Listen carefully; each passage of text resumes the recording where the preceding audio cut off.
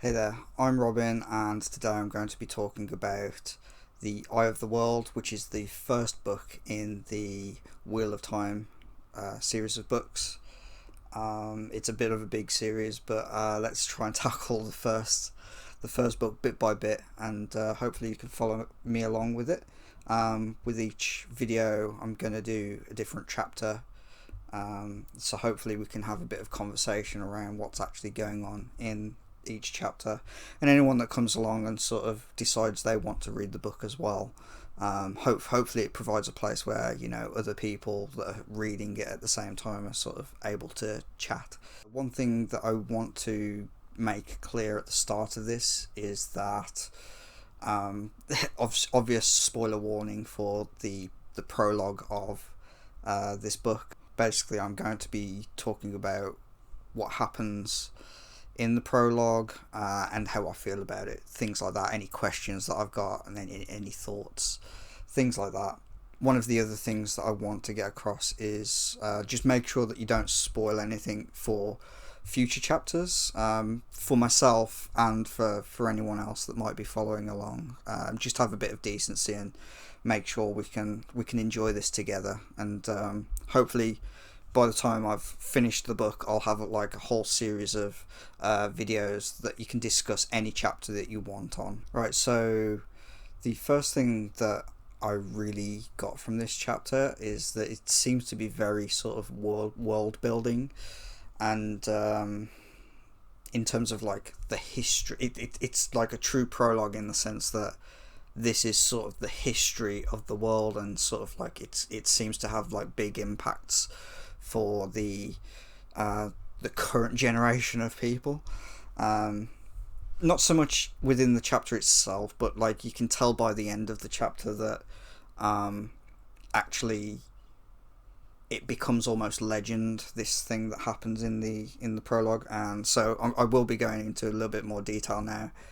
So the actual first thing that you see within the prologue is the title Dragonmount, and that ends up becoming more important towards the end of the actual prologue. But at the start, you essentially get the sense that something big has happened within this palace.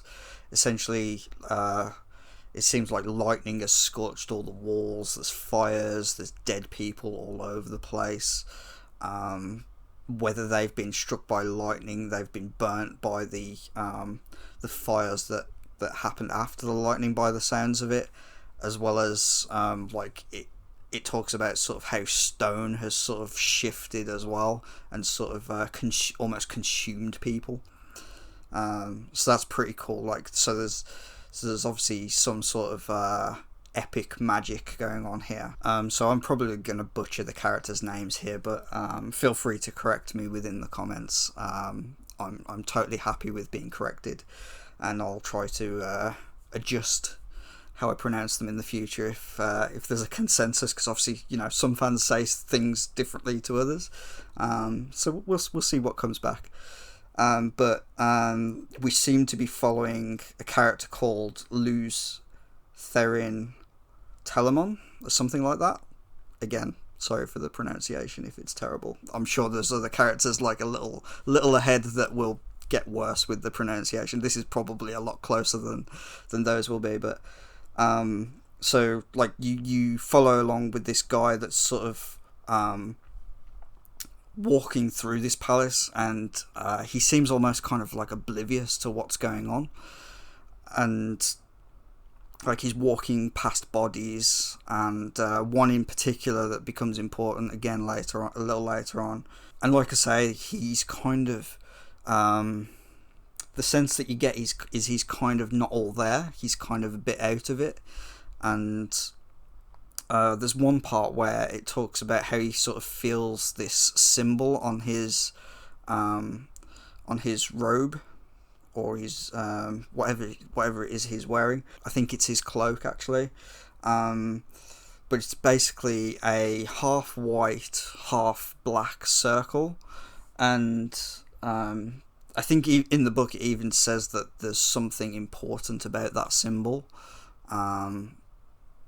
but it makes it very clear that this guy doesn't. His mind is away from that sort of thing at the moment. but I just wanted to sort of bring that up because, like, I personally love symbolism in history and things like that. So things like, I don't know if anyone has ever seen, but like some of the royal coat of arms and things that have like the lion on one side and the unicorn on another. And I'm talking in real life here for the UK coat of arms. But also that the unicorn has like a chain on it as well, and that's sort of like a sort of England history with Scotland, and I find that fascinating, as well as things like the white and red rose, which go all the way back down to the Wars of the Roses, and you still today see people travelling up and down the country with like a rose on like a lorry and things like that. So it's still symbols are very, very important. So whenever something like that comes up in a book like this, I'm interested, because symbols are super important. But one of the things I'm thinking about here is sort of what does this one particularly mean? I mean, white and black, I mean, they're sort of polar opposites, right? And if you sort of talk traditional fantasy or sort of morals or whatever, you usually think white tends to mean good and black tends to mean bad. So like, is there sort of like an evil and good sort of balance thing here, or is it just about balance and sort of like almost like yin yang, I guess, because yin and yang are sort of like if you think like half white half black on a logo, on a symbol, you tend to think the yin yang sign. So perhaps it's something to do with that, but I'm probably thinking a little bit too deep about it at the moment, but we'll sort of see how that plays out later in the book. Hopefully it comes to light within this book, I hope, because obviously the Wheel of Time is like a massive series, and you know, if the payoff for that symbol is sort of 7 books down the road, then the chances are I'm probably not going to remember, or at least I hope someone calls me out on it and lets me know.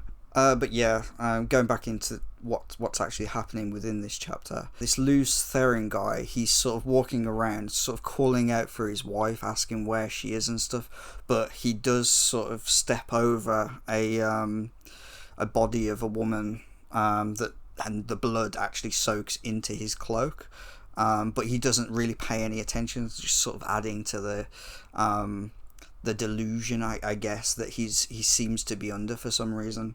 And then ultimately a man appears, and he's sort of all in black, and like, you know, typical fantasy bad guy, you think, oh, black cloak, he's got to be a bad guy. And from what you get out of this chapter, you can kind of fairly guess that yeah, he's the if not the bad guy, he's a bad guy. And sort of how he appears, it's sort of like, it talks about how the air ripples and shimmers, and sort of then he solidifies into like a form, I guess, a man.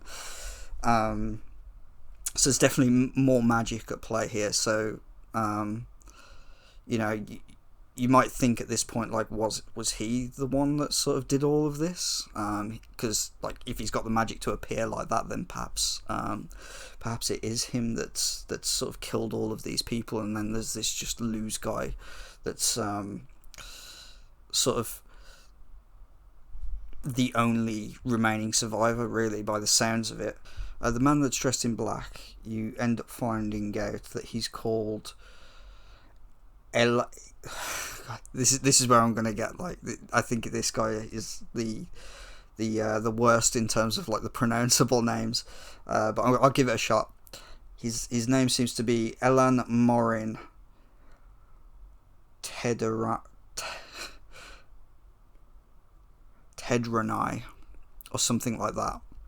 But he also seems to have a bit of a nickname called the Betrayer of Hope, which is a little bit easier to pronounce, let's be fair.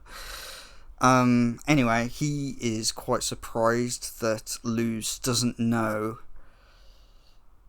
that everyone's dead around him. It's sort of like he literally walks over this woman's body, and like it's fairly obvious at this point that the woman whose body he's walked over is his wife's. And actually, this guy that they call the Betrayer of Hope, because I'm not pronouncing that name again, unless I have to. He questions him and sort of like he sort of asks him, does the taint already have you this far in its grips? I'm not even having sort of read the chapter. I'm not entirely sure what this taint is that he speaks of. Like there's a little bit of talk a little bit later in the chapter about like a great dark lord. I'm not sure if he means like some sort of higher being or something like that. Perhaps again I'm reading a little bit too much into it for a prologue, but yeah, I'm not entirely sure how Luz is sort of under the influence or sort of what caused it, whether it was this guy in the black or not.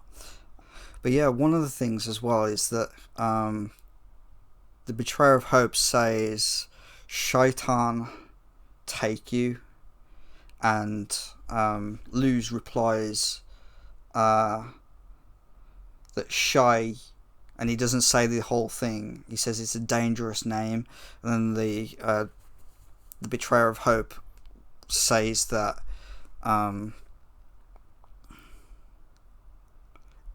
it is a dangerous name, but it's not a dangerous name for him. So I'm not entirely sure whether he's sort of in league with whatever this Shaitan is, or what. I assume that later in the chapter when they talk about the Great Dark Lord, that they mean this Shaitan figure. But it's not entirely clear whether that Shaitan is like a thing, a person, or what. So that's a little bit unclear for me. Perhaps other people can tell me in the comments sort of whether that's clearer to them within this prologue. Obviously avoid spoilers for the future chapters, but yeah. And although I'm sort of a little bit confused about some of these things, I think that's totally okay right now, because this is a prologue to an epic fantasy, right? So, you know, if it wasn't making me ask questions like, oh, what is this, what is that sort of thing, then I think it'd be doing a bad job, especially as a prologue, because prologues are meant to get you into the story and sort of start asking questions. I guess that's the sign of a good prologue as far as I'm concerned. But then the chapter takes a bit of a turn, or like a bit of a twist, I guess, in that the Betrayer of Hope says that Lews Therin was also once named Dragon, and so I think that's going to be a little bit more important later on, but also that after today he's going to be known as Kinslayer, and that sort of very heavily alludes to the fact that actually it wasn't this sort of this darkly dressed guy that had sort of killed everyone within this palace and sort of destroyed everything. It was actually this Lews Therin, this dragon guy, that had done it, and sort of like for some reason like he's been influenced and done this without sort of knowing. Yeah, and I get the feeling that in these scenes the Betrayer of Hope is actually sort of almost, I can't really tell whether he's pitying Lews Therin or Dragon, or whether he's like sort of taunting him, because like he mentions how like he's lost to him before, he's fought against him, and sort of you get the sense that he was sort of humiliated, and he talks about like all the achievements of this Lews Therin or Dragon, but then he ultimately talks about how he is now greater than him, and he wants to sort of make him realize that before he dies. But obviously, at this point, Lews Therin, or Dragon, is still sort of in this stupor. So he's still sort of talking about his wife, sort of like, oh, you must meet this person and things like that. So he's still sort of out of it, and that's no good for this Betrayer of Hope guy, because he really wants him to feel like this guy is better than Lews or Dragon. So what he does is he offers to heal him, and he even mentions that sort of like he once knew sort of healing magic, but now he knows sort of like a darker kind of magic from this great Dark Lord person or thing, and so he quote unquote heals Lews Therin from his sort of clouded mind, and it seems to sort of really hurt him, sort of like make his blood boil and sort of everything hurts sort of thing. But it does sort of snap him out of the clouded state that he was in.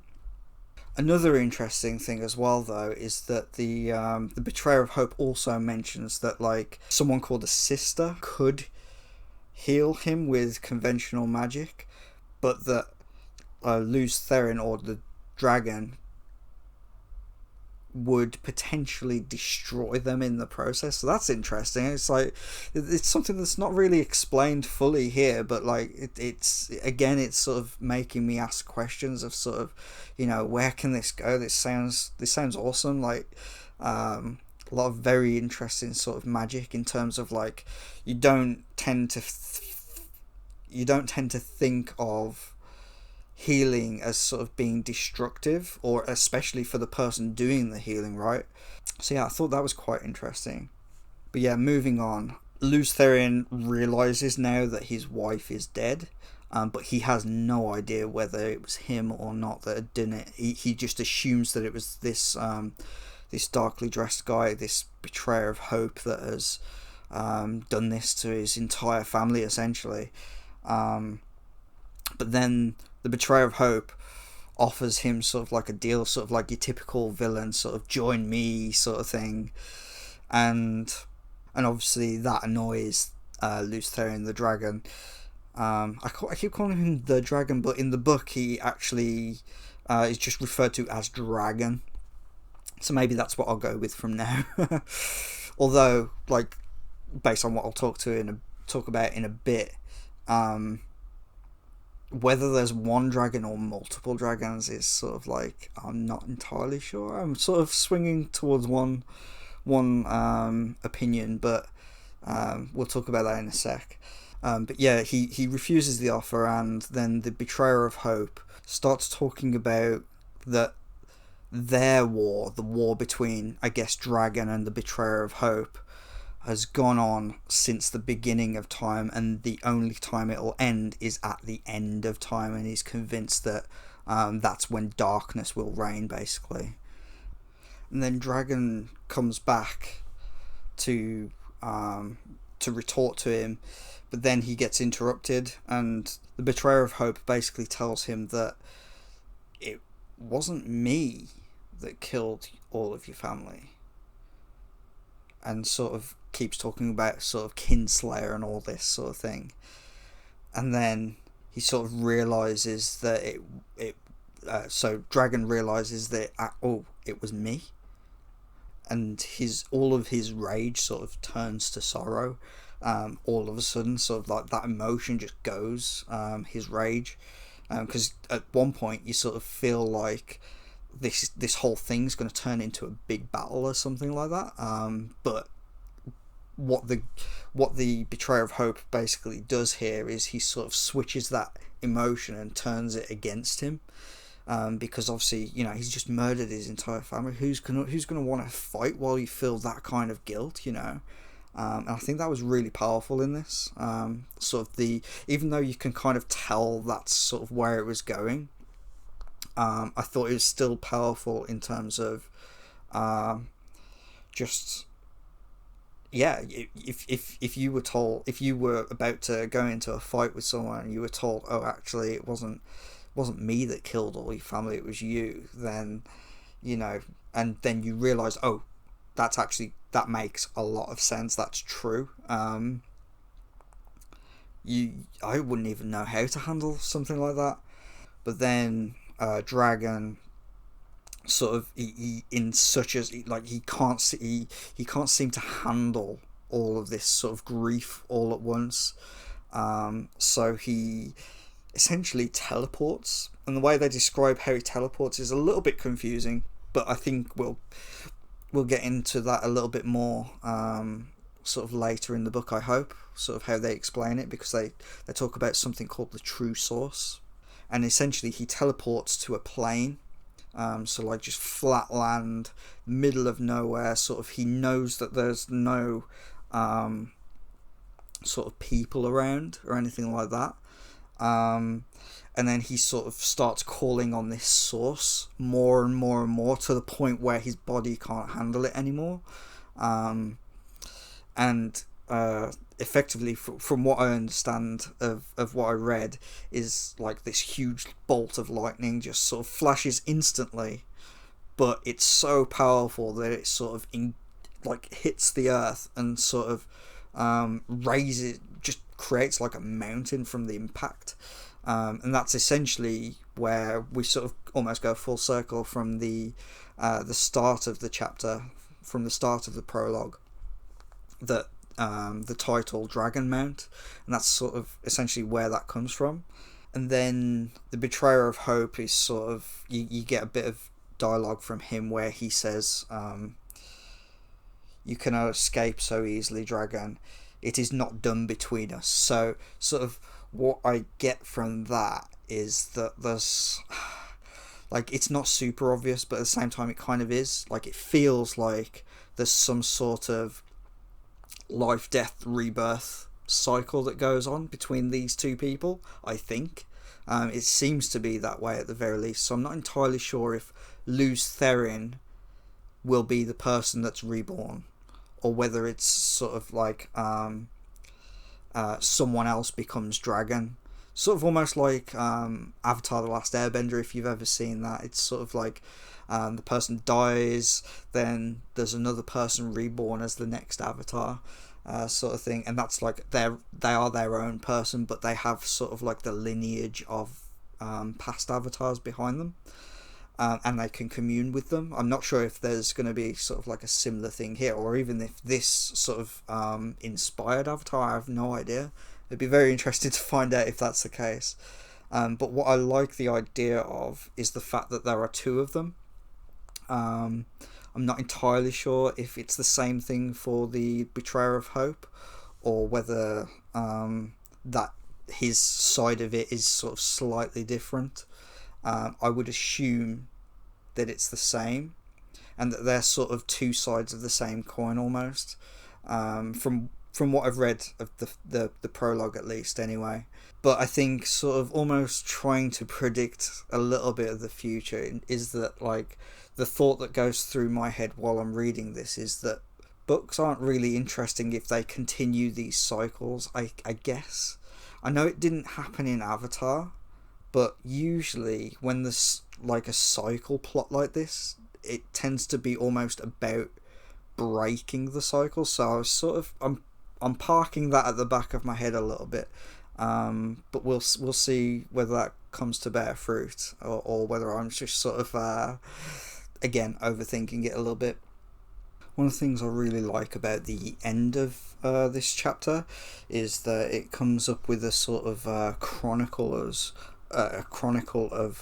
what has just happened in the chapter, almost like a historical document, and it makes it out to be that the dragon actually brought upon the Dark Age, essentially. I think the actual quote is, and just sort of checking my notes, so forgive me for looking down here a little bit, but I think the quote is, dragon brought the shadow and the breaking of the world. So obviously there are certain historians through this world, since sort of the events that have occurred in this chapter, that sort of see dragon in a bit of a negative light. So I thought that was quite interesting. Also, like the last historical, I guess, document that is written. It is actually like the last thing in this chapter, and that is where it says that the dragon will ride again on the winds of time, and they talk about the promised one being born of the mountain, and obviously that I think is alluding to the mountain that the that Dragon essentially created once he killed himself. Assuming he killed himself, I don't know. Like maybe he teleported somehow, but like I think it's sort of fairly obvious that he did kill himself. But it seems that like his the prophesized, I guess, sort of reincarnation of Dragon will have something to do with the mountain, basically. So again, it goes, for me at least anyway, it sort of hits home about the cycles of these beings, whatever they are, whether they're gods or not, I don't know. So far in the book we have no real reference to anyone else, so I assume they are far more powerful than other normal people, or even normal magicians or mages, whatever this book calls them. But it remains to be seen. There could be people of equal strength throughout the book. I don't know yet. But that's my hunch at the moment, anyway. But yeah, like as far as prologues go, I really enjoyed this. It asks a lot of questions, or rather, it makes you ask a lot of questions. I think that's sort of, if a prologue can do that, then it's doing the right thing. But yeah, that's pretty much all I have to say about this chapter. But I'd really love to hear everyone else's thoughts on this, particularly if you're reading along as well.